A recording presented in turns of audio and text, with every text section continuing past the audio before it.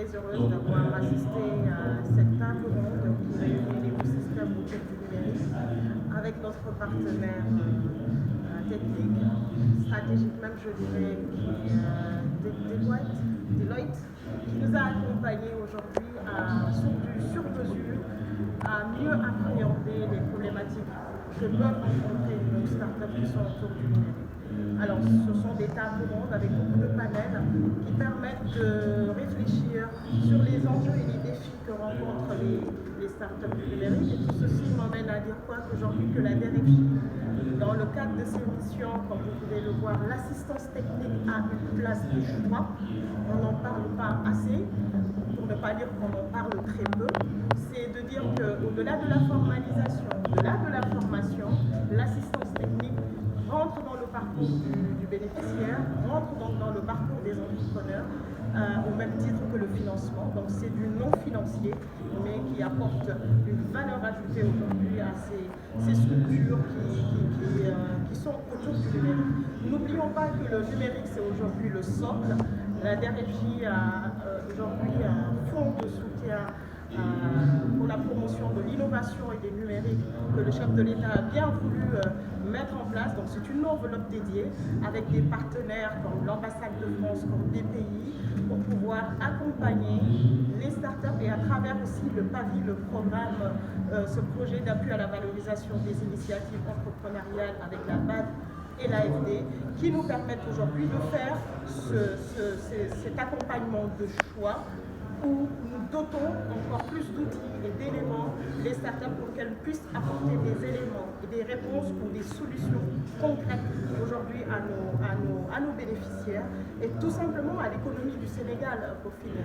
On aura compris que le numérique, surtout sur fond de Covid, ou je dirais même plutôt post-Covid, aujourd'hui on a compris tout le rôle de la digitalisation du numérique dans le développement des pays, dans le développement socio-économique.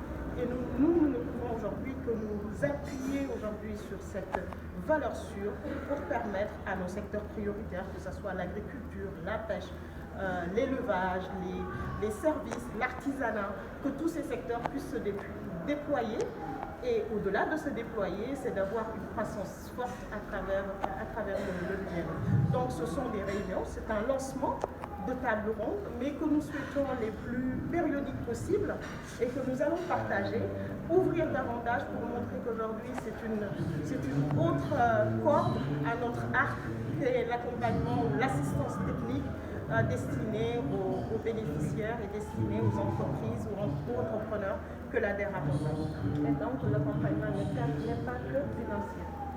Alors c'est tout l'intérêt aujourd'hui, c'est de montrer que l'ADER c'est un parcours et dans ce parcours nous retrouvons un accompagnement non financier qu'on va retrouver à travers la formalisation des entreprises, à travers la formation et à travers l'assistance technique.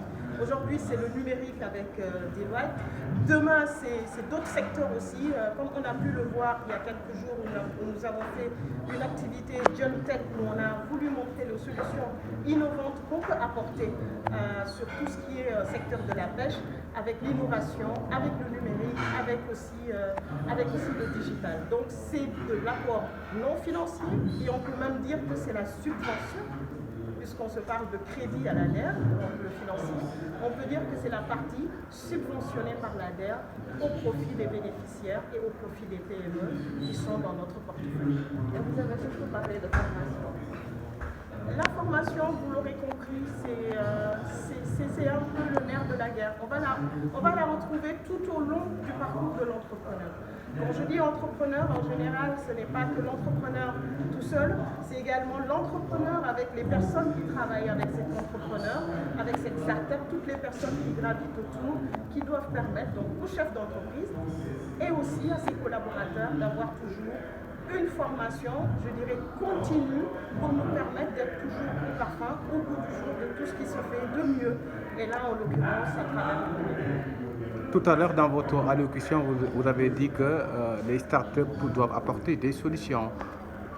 Alors, vous savez, en créant la DER et en créant ce fonds, cette enveloppe de soutien à l'innovation, le chef de l'État a voulu justement créer ce lien, je dirais un lien intrinsèque entre les solutions que peuvent apporter le numérique, le digital, l'innovation aux entrepreneurs actuels.